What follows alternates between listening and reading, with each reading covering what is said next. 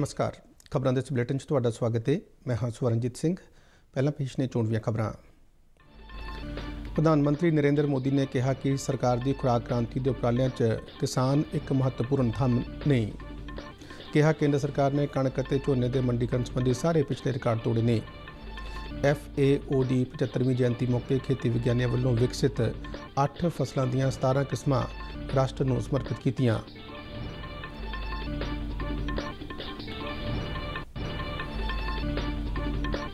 केंद्रीय वित्त राज्य मंत्री अनुराग ठाकुर ने लुधियाना के पत्रकारों नाल खेती कानूनों उत्ते वर्चुअल प्रेस कॉन्फ्रेंस की। अनुराग ठाकुर ने कांग्रेस पार्टी ते खेती कानूनों के नां ते सियासत करने का इल्ज़ाम लगाया। केंद्रीय मंत्री नाल खेती कानूनों बारे चर्चा तो बाद किसान संतुष्ट नजर आए। पराली साड़न तो रोकने लई सुप्रीम कोर्ट वालों साबका जज की अगवाई हेठ कमेटी कायम।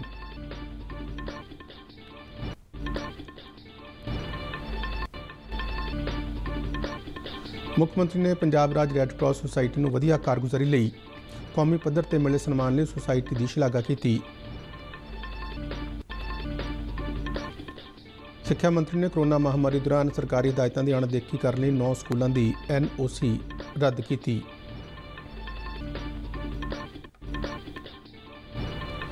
तरनताਰਨ जिले के भीखीविंड में अणपछाते व्यक्तियों वालों शौर्य चक्कर जेतू बलविंदर सिंह की गोलियां मार के हत्या। ते हुण खबरां विस्तार नाल। प्रधानमंत्री नरेंद्र मोदी वालों कल खुराक और खेती संगठन FAO की स्थापना की 75वीं वर्षगांठ मौके 75 रुपए का सिक्का जारी किया गया। इस मौके प्रधानमंत्री ने कहा कि इस सिक्के को जारी करना 130 करोड़ भारतीयों वालों कुपोषण के प्रभाव को घट करने में FAO की भूमिका को मान बख्शदा है। प्रधानमंत्री वालों इस मौके हाल ही में विकसित की गई 8 फसलों दी 17 बायो फोर्टिफाइड किस्मां भी राष्ट्र को समर्पित की गई। उन्होंने कहा कि 2014 तक किसानों को सिर्फ एक किस्म ही उपलब्ध करवाई जा रही सी, जबकि पिछले 6 सालों दौरान सरकार ने बीजों दी 45 नवीं किस्मां जारी कीतियां। प्रधानमंत्री ने कहा कि जब विश्व कोरोना महामारी के प्रभाव हेठ सरकार ने देश के लोगों तक पहुँच करके 80 करोड़ देशवासियों को पौष्टिक भोजन उपलब्ध करवाने को यकीनी बनाया है। साथियों, कुपोषण से निपटने के लिए एक और महत्वपूर्ण दिशा में काम हो रहा है।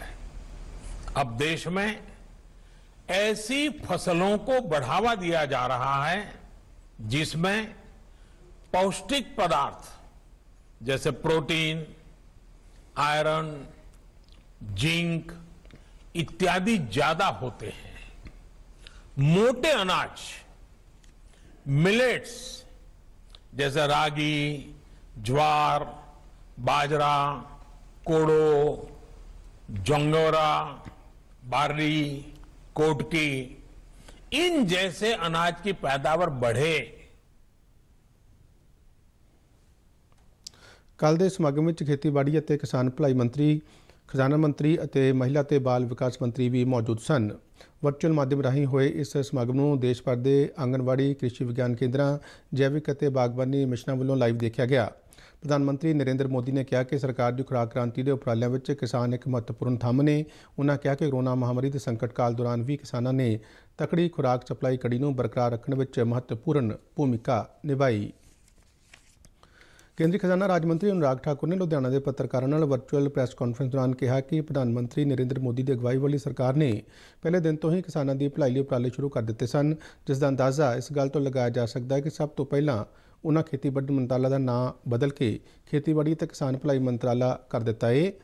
उन्होंने कहा कि जदों दुनिया च कोरोना महामारी का कहर सिखरां ते सी, उस वेले भी मोदी सरकार ने किसानों की भलाई लई 96,000 करोड़ रुपए का विशेष फंड तैयार किया।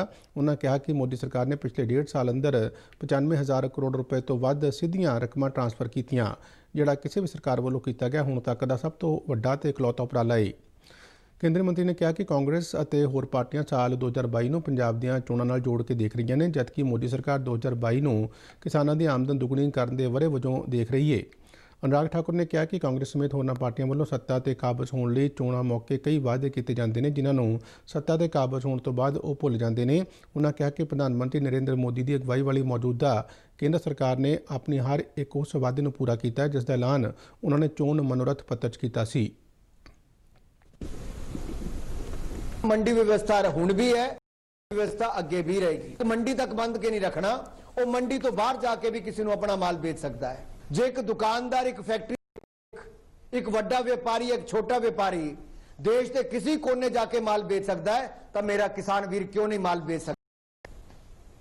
ਅੱਜ ਕਿਸਾਨ ਨੂੰ ਵੀ ਆਜ਼ਾਦੀ ਦਿਲਾਈ ਗਈ ਹੈ। ਪਿਛਲੇ 4 ਮਹੀਨਿਆਂ ਦੇ ਅੰਦਰ ਦੇਸ਼ ਦੇ 9.5 ਕਰੋੜ ਕਿਸਾਨਾਂ ਨੂੰ 78 ਕਰੋੜ ਰੁਪਇਆ ਪੀਐਮ ਕਿਸਾਨ ਚ ਦਿੱਤਾ, ਤਾਂ ਮੋਦੀ ਸਰਕਾਰ ਨੇ ਦਿੱਤਾ ਹੈ। ਕੰਟਰੈਕਟ ਫਾਰਮਿੰਗ ਨੂੰ ਸਪਸ਼ਟ ਸ਼ਬਦਾਂ ਵਿੱਚ ਸਮਝਾਇਆ ਅਨੁਰਾਗ ਨੇ ਕਿਹਾ ਕਿ ਇਸ ਤਹਿਤ ਸਿਰਫ ਫਸਲ ਦਾ ਸੌਦਾ ਹੋਵੇਗਾ, ਜ਼ਮੀਨ ਦਾ ਨਹੀਂ। ਉਹਨਾਂ ਕਿਹਾ ਕਿ ਕੰਟਰੈਕਟ ਖੇਤੀ ਦੌਰਾਨ ਜੇ ਖਰੀਦਦਾਰ ਵੱਲੋਂ ਕਿਸਾਨ ਤੇ ਟਿਊਬਲ ਜਾਂ ਕੋਈ ਹੋਰ ਸਹੂਲਤ ਮੁਹੱਈਆ ਕਰਵਾਈ ਜਾਂਦੀ ਹੈ ਤਾਂ ਆਪਸੀ ਸਮਝੌਤਾ ਖਤਮ ਹੋਣ ਤੋਂ ਬਾਅਦ ਖਰੀਦਦਾਰ ਨੂੰ ਉਹ ਸਮਾਨ ਆਪਣੇ ਖਰਚੇ ਤੇ ਉੱਥੋਂ ਅਤੇ ਖਰੀਦੀ ਫਸਲ ਦਾ ਭੁਗਤਾਨ 3 ਦਿਨਾਂ ਅੰਦਰ ਕਰਨਾ ਲਾਜ਼ਮੀ ਹੋਵੇਗਾ। ਜੇ ਖਰੀਦਦਾਰ ਆਪਣਾ ਸਮਾਨ ਉੱਥੋਂ ਨਹੀਂ ਹਟਾਉਂਦਾ ਤਾਂ ਉਸ ਤੇ ਵੀ ਕਿਸਾਨ ਦੀ ਹੋਵੇਗੀ। ਕਿਸਾਨ ਦੀ ਜ਼ਮੀਨ ਕਿਸਾਨ ਦੀ ਰਹੇਗੀ, ਕੇਵਲ ਫਸਲ ਦੀ ਕੰਟਰੈਕਟ ਹੋਏਗਾ, ਠੇਕਾ ਫਸਲ ਦਾ ਹੋਏਗਾ। ਯਾਨੀ ਕਿ ਅੱਜ ਜੇ ਬੁਆਈ ਦਾ ਟਾਈਮ ਹੈ, ਖਰੀਦਦਾਰ ਨੇ ਰੇਟ ਤੈਅ ਕਰਤਾ ਕਿਸਾਨ ਨਾਲ, ਉਹ ਐਸ਼ੋਰਡ ਇਨਕਮ ਹੋ ਗਈ, ਉਹ ਕੀਮਤ ਤੈਅ ਹੋ ਗਈ, ਕਿਸਾਨ ਨੂੰ ਮਿਲਣੀ ਹੈ। ਜਦੋਂ ਕਟਾਈ ਦਾ ਸਮੇਂ ਆਉਂਦਾ, ਜੇ ਮਾਰਕੀਟ 'ਚ ਰੇਟ ਵੱਧ ਜਾਂਦਾ ਹੈ ਤਾਂ ਉਸ ਟਾਈਮ ਵਧੇ ਰੇਟ ਦਾ ਹਿੱਸਾ ਵੀ ਕਿਸਾਨ ਨੂੰ ਮਿਲੇਗਾ, ਜਿਹੜਾ ਅੱਜ ਤੱਕ ਨਹੀਂ ਮਿਲਦਾ। ਅਨੁਰਾਗ ਠਾਕੁਰ ਨੇ ਨਵੇਂ ਖੇਤੀ ਕਾਨੂੰਨਾਂ ਤਹਿਤ ਕਿਸਾਨ ਨੂੰ ਮੰਡੀਕਰਨ ਦੇ ਮੌਜੂਦਾ ਢਾਂਚੇ ਵਿੱਚ ਵੱਝ ਕੇ ਨਹੀਂ ਰਹੇਗਾ, ਉਹ ਆਪਣੇ ਪੱਧਰ ਤੇ ਕਿਤੇ ਵੀ ਫਸਲ ਵੇਚਣ ਲਈ ਆਜ਼ਾਦ ਹੋਵੇਗਾ। ਅਨੁਰਾਗ ਨੇ ਦੱਸਿਆ ਕਿ ਆਤਮ ਨਿਰਭਰ ਭਾਰਤ ਯੋਜਨਾ ਤਹਿਤ ਖੇਤੀ ਢਾਂਚੇ ਨੂੰ ਮਜ਼ਬੂਤ ਬਣਾਉਣ ਲਈ ਕਈ ਉਪਰਾਲੇ ਕੀਤੇ ਗਏ ਨੇ। ਇਸ ਤੋਂ ਇਲਾਵਾ ਮੋਦੀ ਸਰਕਾਰ ਵੱਲੋਂ ਕਿਸਾਨਾਂ ਲਈ ਸ਼ੁਰੂ ਕੀਤੀ ਗਈ ਫਸਲ ਬੀਮਾ ਯੋਜਨਾ ਤਹਿਤ ਮੀਂਹ ਜਾਂ ਕਿਸੇ ਹੋਰ ਕੁਦਰਤੀ ਕਰੋਪੀ ਨਾਲ ਨੁਕਸਾਨੀਆਂ ਗਈਆਂ ਫਸਲਾਂ ਲਈ ਢੁਕਵੇਂ ਮੁਆਵਜ਼ੇ ਮਿਲੇ ਨੇ। ਕੇਂਦਰੀ ਮੰਤਰੀ ਨੇ ਦਾਅਵਾ ਕੀਤਾ ਕਿ ਮੌਜੂਦਾ ਸਮੇਂ 'ਚ ਖੇਤੀਬਾੜੀ ਸੰਬੰਧੀ ਬਜਟ 'ਚ ਕਈ ਗੁਣਾ ਦਾ ਵਾਧਾ ਦੇਖਣ ਨੂੰ ਮਿਲਿਆ ਹੈ। ਕੇਂਦਰੀ ਵਿੱਤ ਰਾਜ ਮੰਤਰੀ ਅਨੁਰਾਗ ਠਾਕੁਰ ਵੱਲੋਂ ਲੁਧਿਆਣਾ ਵਿੱਚ ਖੇਤੀ ਵਿਗਿਆਨੀਆਂ ਅਤੇ ਕਿਸਾਨਾਂ ਨਾਲ ਵਰਚੁਅਲ ਗੱਲਬਾਤ ਕਰਕੇ ਉਹਨਾਂ ਦੀਆਂ ਸ਼ੰਕਾਵਾਂ ਦੂਰ ਕੀਤੀਆਂ ਗਈਆਂ। ਬਾਅਦ ਵਿੱਚ ਪ੍ਰਸਾਰ ਭਾਰਤੀ ਦੇ ਨੁਮਾਇੰਦੇ ਨਾਲ ਗੱਲਬਾਤ ਕਰਦਿਆਂ ਇਹਨਾਂ ਕਿਸਾਨਾਂ ਨੇ ਮੰਤਰੀ ਨਾਲ ਖੇਤੀ ਕਾਨੂੰਨਾਂ ਬਾਰੇ ਹੋਈ ਚਰਚਾ ਤੇ ਤਸੱਲੀ ਪ੍ਰਗਟ ਕੀਤੀ। ਉਹਨਾਂ ਦਾ ਕਹਿਣਾ ਸੀ ਕਿ ਪੰਜਾਬ ਵਿੱਚ ਵਿਰੋਧੀ ਪਾਰਟੀਆਂ ਕਿਸਾਨਾਂ ਨੂੰ ਭੜਕਾ ਰਹੀਆਂ ਨੇ, ਜਦਕਿ ਖੇਤੀ ਕਾਨੂੰਨ ਕਿਸਾਨਾਂ ਦੇ ਹੱਕ ਵਿੱਚ ਨੇ ਅਤੇ ਇਹਨਾਂ ਦੇ ਲਾਗੂ ਹੋਣ ਨਾਲ ਕਿਸਾਨਾਂ ਦੀ ਆਮਦਨ ਵਿੱਚ ਵਾਧਾ ਹੋਵੇਗਾ। ਇੱਕੋ ਇੱਕ ਮਕਸਦ ਹੈਗਾ ਵੀ 2022 ਦੇ ਵਿੱਚ ਕਿਸਾਨਾਂ ਦੀ ਆਮਦਨ ਦੁੱਗਣੀ ਕਰਨੀ, ਔਰ ਜਿੰਨੀਆਂ ਵੀ ਪਾਰਟੀਆਂ ਨੇ, ਚਾਹੇ ਉਹ ਕਾਂਗਰਸ ਆ, ਚਾਹੇ ਆਮ ਆਦਮੀ ਪਾਰਟੀ ਆ, ਚਾਹੇ ਸ਼੍ਰੋਮਣੀ ਅਕਾਲੀ ਦਲ ਹੈਗਾ, ਉਹਨਾਂ ਦਾ ਇੱਕੋ ਇੱਕ ਮਕਸਦ ਹੈ ਲੋਕ ਮੁੜ ਕੇ ਵੀ ਡਿਸਟਰਬੈਂਸ ਪੈਦਾ ਕਰ ਸਕਦੇ ਹੈਗੇ। ਕੇਂਦਰ ਸਰਕਾਰ ਨੇ 2022 ਤੱਕ ਕਿਸਾਨਾਂ ਦੀ ਆਮਦਨ ਨੂੰ ਦੁੱਗਣਾ ਕਰਨ ਲਈ ਕਈ ਤਰ੍ਹਾਂ ਦੇ ਕਦਮ ਚੁੱਕੇ ਨੇ। ਕਿਸਾਨਾਂ ਨੂੰ ਰਵਾਇਤੀ ਫਸਲਾਂ ਦੀ ਬਜਾਏ ਵਧੇਰੇ ਮੁਨਾਫਾ ਦੇਣ ਵਾਲੀਆਂ ਹੋਰ ਫਸਲਾਂ ਤੇ ਸਹਾਇਕ ਧੰਦਿਆਂ ਵੱਲ ਵੀ ਉਤਸ਼ਾਹਿਤ ਕੀਤਾ ਜਾ ਰਿਹਾ ਹੈ। ਮੁਕਤਸਰ ਜ਼ਿਲ੍ਹੇ ਦੇ ਕਈ ਅਜਿਹੇ ਸਫਲ ਕਿਸਾਨ ਨੇ ਜਿਨ੍ਹਾਂ ਸਹਾਇਕ ਧੰਦਿਆਂ ਅਤੇ ਬਦਲਵੀਆਂ ਫਸਲਾਂ ਅਪਣਾ ਕੇ ਚੰਗਾ ਮੁਨਾਫਾ ਕਮਾਇਆ ਹੈ। ਇਹ ਕਿਸਾਨ ਉਮਿੰਦਰ ਦੱਤ ਨੇ ਦੱਸਿਆ ਕਿ ਕਿਵੇਂ ਉਸਨੇ ਕੁਦਰਤੀ ਖੇਤੀ ਅਪਣਾ ਕੇ ਆਪਣੀ ਉਪਜ ਨੂੰ ਕਿਤੇ ਵੱਧ ਮੁਨਾਫੇ ਤੇ ਬਾਜ਼ਾਰ ਵਿੱਚ ਵੇਚਿਆ। ਉਮਿੰਦਰ ਦੱਤ ਦਾ ਕਹਿਣਾ ਹੈ ਕਿ ਫਲ, ਸਬਜ਼ੀਆਂ, ਮੋਟਾ ਅਨਾਜ, ਸਰੋਂ ਆਦਿ ਤੋਂ ਉਸਨੇ ਗੁੜ, ਤੇਲ ਅਤੇ ਹੋਰ ਖੇਤੀ ਉਤਪਾਦ ਤਿਆਰ ਕੀਤੇ, ਜਿਸ ਨਾਲ ਉਸ ਦੀ ਆਮਦਨ ਦੁੱਗਣੀ ਤੋਂ ਵੀ ਵੱਧ ਹੋਈ। ਐਸਾ ਹੋਇਆ ਕਿ ਕਈ ਕਿਸਾਨਾਂ ਨੇ ਜਿਹੜੀ ਕੁਦਰਤੀ ਖੇਤੀ ਅਪਣਾਈ ਤਾਂ ਕੁਦਰਤੀ ਖੇਤੀ ਦਾ ਸਮਾਨ ਉਹਨਾਂ ਦਾ ਠੀਕ ਭਾਅ ਤੇ ਵਿਕਿਆ, ਉਹਨਾਂ ਦੀ ਆਮਦਨ ਵਧੀ। ਕੁਝ ਐਸੇ ਕਿਸਾਨ ਨੇ ਜਿਨ੍ਹਾਂ ਨੇ ਕੁਝ ਖਾਸ ਫਸਲਾਂ ਤੇ ਜ਼ੋਰ ਦਿੱਤਾ, ਕੁਝ ਨੇ ਬਾਗ ਤੇ ਦਿੱਤਾ, ਕੁਝ ਨੇ ਗੰਨੇ ਤੇ ਦਿੱਤਾ, ਉਸ ਗੰਨੇ ਦਾ ਗੁੜ ਬਣਾਇਆ ਔਰ ਉਹਨਾਂ ਦੀ ਆਮਦਨ ਵਾਕਈ ਹੀ ਡਬਲ ਹੋਈ ਹੈ। ਕੁਦਰਤੀ ਖੇਤੀ ਦੇ ਵਿੱਚ ਆਮਦਨ ਵੱਧਦੀ ਹੈ, ਪਰ ਤੁਹਾਨੂੰ ਉਹਦੀ ਵਿਉਂਤ ਠੀਕ ਕਰਨੀ ਪੈਂਦੀ ਹੈ। ਕੁਦਰਤੀ ਖੇਤੀ ਕਰਦੇ ਹੀ ਆਮਦਨ ਡਬਲ ਨਹੀਂ ਹੋ ਜਾਏਗੀ, ਤੁਸੀਂ ਠੀਕ ਵਿਉਂਤ ਕਰੋਗੇ ਅਗਰ। ਇਸੇ ਤਰ੍ਹਾਂ ਇੱਕ ਹੋਰ ਕਿਸਾਨ ਅਮਰਜੀਤ ਸ਼ਰਮਾ ਨੇ ਦੱਸਿਆ ਕਿ ਕਿਵੇਂ ਉਹਨਾਂ ਨੇ ਛੋਟੇ ਕਿਸਾਨ ਸਮੂਹ ਬਣਾ ਕੇ ਖੇਤੀ ਕੀਤੀ ਅਤੇ ਸਪਰੇਅ, ਖਾਦ ਅਤੇ ਕੀਟਨਾਸ਼ਕ ਦਵਾਈਆਂ ਦੀ ਵਰਤੋਂ ਤੋਂ ਬਗੈਰ ਫਲ ਅਤੇ ਸਬਜ਼ੀਆਂ ਉਗਾਈਆਂ ਤੇ ਇਹਨਾਂ ਉਤਪਾਦਾਂ ਦਾ ਬਾਜ਼ਾਰ ਵਿੱਚ ਉਹਨਾਂ ਨੂੰ ਵੱਡਾ ਮੁਨਾਫਾ ਮਿਲਿਆ। ਅਮਰਜੀਤ ਸ਼ਰਮਾ ਖੇਤੀ ਤੋਂ ਇਲਾਵਾ ਹੋਰ ਸਹਾਇਕ ਧੰਦੇ ਜਿਵੇਂ ਪਸ਼ੂ ਪਾਲਣ ਆਦਿ ਵਿੱਚ ਵੀ ਸਰਗਰਮ ਨੇ ਅਤੇ ਸਾਹੀਵਾਲ ਗਊਆਂ ਦੇ ਦੁੱਧ ਤੋਂ ਵੱਖ-ਵੱਖ ਉਤਪਾਦ ਬਣਾ ਕੇ ਚੰਗਾ ਮੁਨਾਫਾ ਕਮਾ ਰਹੇ ਨੇ। ਦੇਖੋ ਕਿੱਲੇ 1 ਏਕੜ ਆ ਮੇਰੇ ਕੋਲ, ਇਹਦੇ ਵਿੱਚ ਮੈਂ ਲਗਭਗ 1,25,000 ਰੁਪਏ ਵੱਟ ਲੈਣਾ। ਜਿਵੇਂ ਮੰਨ ਲਓ ਕਮਾਦ ਦਾ ਮੇਰਾ 40,000 ਦਾ ਗੁੜ ਇਹਦਾ, ਇੱਦਾਂ ਮੇਰੇ 20,000 ਦੇ ਬੀਜ ਆ ਵੇਚਤੇ ਮੈਂ, ਤੇ 20 ਦੇ ਦੂਜੇ 6 ਮਹੀਨੇ ਵਾਲੀ ਜਿਹੜੀ ਆ ਹੁਣ ਫਸਲ ਦਾ ਮੈਂ ਸਾਂਭੀ ਜਾਂਦਾ, ਜਿਵੇਂ ਕੱਦੂ ਤੋਰੀਆਂ ਦੇ, ਤੇ 20 ਦੇ ਉਹ ਹੋਣਗੇ। ਲਗਭਗ 10,000 ਦੇ ਇੱਕ ਰੁੱਤ ਦੇ ਵਿੱਚ ਘਰੇ ਸਬਜ਼ੀ ਖਾ ਲੈਂਦੇ ਆ, ਤੇ 10,000 ਦੀ ਆਂਢ ਗੁਆਂਢ ਵੇਚ ਵੀ ਦਿੰਦੇ ਆ, ਤੇ ਬਾਕੀ ਇਹਦੇ ਵਿੱਚੋਂ ਮੈਂ ਲਗਭਗ 8 ਕੁਆਂਟਲ ਕਣਕ ਹੋ ਜਾਂਦੀ ਹੈ 4 ਕਨਾਲਾਂ 'ਚੋਂ, ਇਹ ਜੋ ਮੈਂ ਸਾਰਾ ਜੋੜ ਲਾਇਆ ਤਾਂ ਉਹ 1.25 ਲੱਖ ਰੁਪਇਆ ਬਣਦਾ ਹੈ। ਜਿੱਦਾਂ ਦੁੱਧ ਹੈ 8 ਕਿਲੋ ਹੋ ਜਾਂਦਾ ਘਰੇ, ਉਹ ਘਰੇ ਅਸੀਂ ਮੁਫਤ 'ਚ ਵਰਤਦੇ ਹਾਂ। ਇਹਦੇ ਵਿੱਚ ਸੁਪਰੀਮ ਕੋਰਟ ਨੇ ਕੱਲ੍ਹ ਪੰਜਾਬ, ਹਰਿਆਣਾ ਤੇ ਉੱਤਰ ਪ੍ਰਦੇਸ਼ ਵਿੱਚ ਪਰਾਲੀ ਸਾੜੇ ਜਾਣ ਨੂੰ ਰੋਕਣ ਵਾਸਤੇ ਕਦਮ ਚੁੱਕਣ ਲਈ ਸੁਪਰੀਮ ਕੋਰਟ ਦੇ ਸੇਵਾ ਮੁਕਤ ਜੱਜ ਜਸਟਿਸ ਮਦਨ ਬੀ ਲੋਕੁਰ ਤੇ ਆਧਾਰਿਤ ਇੱਕ ਮੈਂਬਰੀ ਕਮੇਟੀ ਨਿਯੁਕਤ ਕੀਤੀ ਹੈ। ਸਮਝਿਆ ਜਾ ਰਿਹਾ ਹੈ ਕਿ ਦਿੱਲੀ ਅਤੇ ਕੌਮੀ ਰਾਜਧਾਨੀ ਖੇਤਰ ਵਿੱਚ ਵਧੇ ਪ੍ਰਦੂਸ਼ਣ ਦਾ ਕਾਰਨ ਇਹਨਾਂ ਤਿੰਨੋਂ ਸੂਬਿਆਂ ਵਿੱਚ ਪਰਾਲੀ ਨੂੰ ਸਾੜੇ ਜਾਣਾ ਹੈ। Chief justice S A. ਬੋਬੜੇ ਦੀ ਅਗਵਾਈ ਵਾਲੇ 3 ਮੈਂਬਰੀ ਬੈਂਚ ਨੇ ਨਿਰਦੇਸ਼ ਦਿੱਤੇ ਨੇ ਕਿ ਇਸ ਕਮੇਟੀ ਦੀ ਮਦਦ ਲਈ NCC, NSS ਅਤੇ ਭਾਰਤ ਸਕਾਊਟਸ ਦੀ ਤੈਨਾਤੀ ਕੀਤੀ ਜਾਵੇ। ਬੈਂਚ ਵੱਲੋਂ ਕਮੇਟੀ ਦੇ ਗਠਨ ਬਾਰੇ ਸੋਲੀਸਿਟਰ ਜਨਰਲ ਤੁਸ਼ਾਰ ਮਹਿਤਾ ਦੇ ਇਤਰਾਜ਼ ਨੂੰ ਖਾਰਿਜ ਕਰ ਦਿੱਤਾ ਗਿਆ। ਉਹਨਾਂ ਦਾ ਕਹਿਣਾ ਸੀ ਕਿ ਸੰਬੰਧਿਤ ਸੂਬਿਆਂ ਦੀ ਸੁਣਵਾਈ ਪਹਿਲਾਂ ਹੀ ਹੋ ਚੁੱਕੀ ਹੈ।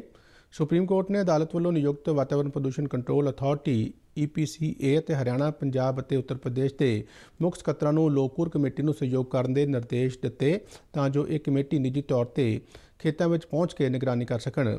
ਬੈਂਚ ਵੱਲੋਂ ਸੂਬਿਆਂ ਨੂੰ ਲੋਕੁਰ ਕਮੇਟੀ ਨੂੰ ਲੋੜੀਂਦੀ ਸੁਰੱਖਿਆ, ਆਵਾਜਾਈ ਦੇ ਸਾਧਨ ਤੇ ਹੋਰ ਸਹੂਲਤਾਂ ਮੁਹੱਈਆ ਕਰਾਉਣ ਦੇ ਵੀ ਨਿਰਦੇਸ਼ ਦਿੱਤੇ।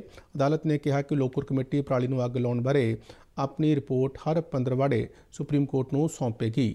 ਸੁਪਰੀਮ ਕੋਰਟ ਵੱਲੋਂ ਲੋਕੁਰ ਕਮੇਟੀ ਦੇ ਗਠਨ ਦਾ ਐਲਾਨ ਅਦਿੱਤਿਆ ਦੁਬੇ ਨਾਮੀ ਵਿਅਕਤੀ ਵੱਲੋਂ ਦਾਇਰ ਕੀਤੀ ਗਈ ਇੱਕ ਪਟੀਸ਼ਨ ਦੀ ਸੁਣਵਾਈ ਦੌਰਾਨ ਕੀਤਾ ਗਿਆ। ਪਟੀਸ਼ਨਕਰਤਾ ਨੇ ਪਰਾਲੀ ਸਾੜੇ ਜਾਣ ਕਾਰਨ ਪੈਦਾ ਹੋਣ ਵਾਲੇ ਪ੍ਰਦੂਸ਼ਣ ਤੇ ਚਿੰਤਾ ਜਤਾਈ ਸੀ।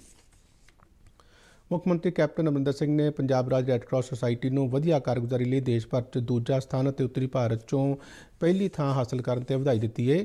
ਪੰਜਾਬ ਰਾਜ ਰੈੱਡ ਕਰਾਸ ਸੁਸਾਇਟੀ ਅਤੇ ਜ਼ਿਲ੍ਹਾ ਰੈੱਡ ਕਰਾਸ ਸੁਸਾਇਟੀਆਂ ਲਈ ਆਪਣੇ ਵਧਾਈ ਸੰਦੇਸ਼ ਵਿੱਚ ਮੁੱਖ ਮੰਤਰੀ ਨੇ ਕਿਹਾ ਹੈ ਕਿ ਰਾਜਪਾਲ ਦੀ ਪ੍ਰਧਾਨਗੀ ਹੇਠ ਸੂਬਾ ਰੈੱਡ ਕਰਾਸ ਸੁਸਾਇਟੀ ਨੇ ਖੂਨਦਾਨ ਕੈਂਪ ਅਤੇ ਸਿਹਤ ਜਾਂਚ ਕੈਂਪਾਂ ਸਮੇਤ ਮਹਾਮਾਰੀ ਦੇ ਚੱਲਦਿਆਂ ਲੋਕਾਂ ਨੂੰ ਸਿਹਤ ਸੰਬੰਧੀ ਪ੍ਰੋਟੋਕੋਲ ਬਾਰੇ ਜਾਗਰੂਕ ਕਰਕੇ ਮਨੁੱਖਤਾ ਦੀ ਸੇਵਾ ਦਾ ਕਾਰਜ ਕੀਤਾ ਹੈ। ਸੂਬਾ ਰੈੱਡ ਕਰਾਸ ਸੁਸਾਇਟੀ ਦੇ ਕਮ ਸਕੱਤਰ CS ਤਲਵਾੜ ਨੇ ਦੱਸਿਆ ਕਿ ਸਾਲ 2019-20 ਲਈ ਪਹਿਲੀ ਵਾਰ ਸ਼ੁਰੂ ਕੀਤੇ ਗਏ ਇਸ ਅਵਾਰਡ ਦਾ ਐਲਾਨ ਕੇਂਦਰੀ ਸਿਹਤ ਮੰਤਰੀ ਵੱਲੋਂ ਕੀਤਾ।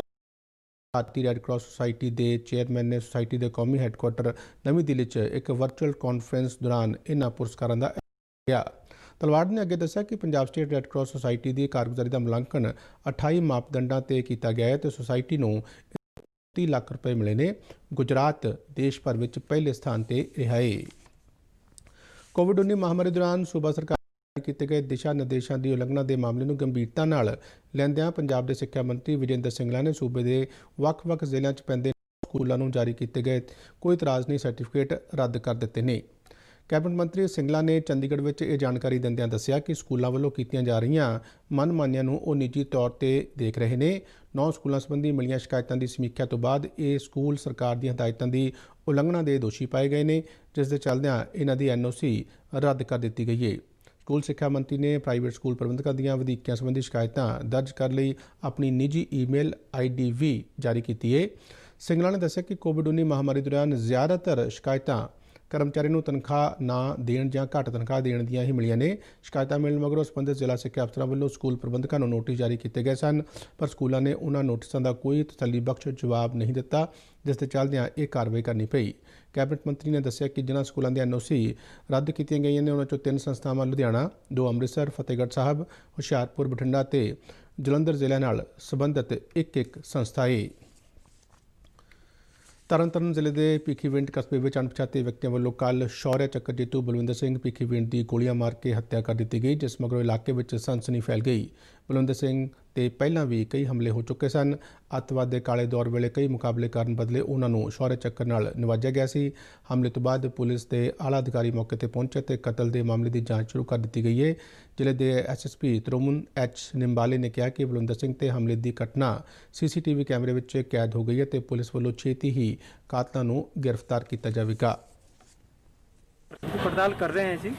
ਹੁਣ ਤੱਕ ਦੀ ਜੋ ਇਨਫੋਰਮੇਸ਼ਨ ਹੈ ਉਹਦੇ ਮੁਤਾਬਿਕ ਦੋ ਬੰਦੇ ਆਏ ਸੀਗੇ, ਉਹਦੇ 'ਚ ਇੱਕ ਬੰਦੇ ਨੇ ਅੰਦਰ ਆ ਕੇ ਇਹਨਾਂ ਨੂੰ ਘਰ ਆ ਕੇ ਮਾਰਿਆ ਹੈਗਾ। FIR ਰਜਿਸਟਰ ਕੀਤੀ ਹੈ ਔਰ ਅਸੀਂ ਪੜਤਾਲ ਦੇਖੋ ਮਰਡਰ ਕਿਵੇਂ ਹੁੰਦਾ ਹੈ ਜੀ। ਪਰ ਦੇ ਮੈਡੀਕਲ ਕਾਲਜਾਂ 'ਚ ਦਾਖਲੇ ਲਈ ਹੋਈ ਨੀਟ ਦਾਖਲਾ ਪ੍ਰੀਖਿਆ ਦਾ ਐਲਾਨ ਕਰ ਦਿੱਤਾ ਗਿਆ ਹੈ। ਇਸ ਪ੍ਰੀਖਿਆ 'ਚ 2 ਵਿਦਿਆਰਥੀਆਂ ਨੇ 100% ਅੰਕ ਹਾਸਲ ਕੀਤੇ ਨੇ। ਉੜੀਸਾ ਦੇ ਸ਼ੋਇਬ ਤੇ ਦਿੱਲੀ ਦੇ ਕਾਂਕਸ਼ਾ ਸਿੰਘ ਨੇ 720 ਵਿੱਚੋਂ 720 ਅੰਕ ਹਾਸਲ ਕੀਤੇ ਨੇ। ਨਵੀਂ ਦਿੱਲੀ 'ਚ ਨਤੀਜਿਆਂ ਦਾ ਐਲਾਨ ਕਰਦਿਆਂ ਇੱਕ ਅਧਿਕਾਰੀ ਨੇ ਦੱਸਿਆ ਕਿ ਕੌਮੀ ਟੈਸਟਿੰਗ ਏਜੰਸੀ ਦੇ ਆਫਤਾਬ ਨੇ ਪਹਿਲਾ ਰੈਂਕ ਅਤੇ ਕਾਂਕਸ਼ਾ ਨੇ ਦੂਜਾ ਰੈਂਕ ਹਾਸਲ ਕੀਤਾ ਸੀ। ਇਸ ਵਾਰ ਕੁੱਲ 13,66,000 ਵਿਦਿਆਰਥੀਆਂ ਨੇ ਇਹ ਪ੍ਰੀਖਿਆ ਦਿੱਤੀ ਸੀ, ਜਿਨ੍ਹਾਂ 'ਚੋਂ 77,500 ਵਿਦਿਆਰਥੀ ਸਫਲ ਰਹੇ ਨੇ। ਪਟਿਆਲਾ ਜ਼ਿਲ੍ਹੇ ਦੀ ਈਸ਼ਤਾ ਗਰਗ ਨੇ ਦੇਸ਼ ਭਰ 'ਚ 24ਵਾਂ ਉਮਿਤ ਗੋਇਲ ਨੇ 32ਵਾਂ ਅਤੇ ਨੇ 47ਵਾਂ ਰੈਂਕ ਹਾਸਲ ਕੀਤਾ ਹੈ। ਇਸ ਪ੍ਰੀਖਿਆ 'ਚ ਤ੍ਰਿਪੁਰਾ ਦੇ 88,899 ਤੇ ਮਹਾਰਾਸ਼ਟਰ ਦੇ 79,974 ਪ੍ਰੀਖਿਆਰਥੀ ਸਫਲ ਹੋਏ ਨੇ। ਇਸ ਦੇ ਨਾਲ ਹੀ ਖਬਰਾਂ ਦਾ ਇਹ ਬੁਲੇਟਿਨ ਖਤਮ ਹੁੰਦਾ ਹੈ। ਆਗਿਆ ਦਿਓ। ਧੰਨਵਾਦ।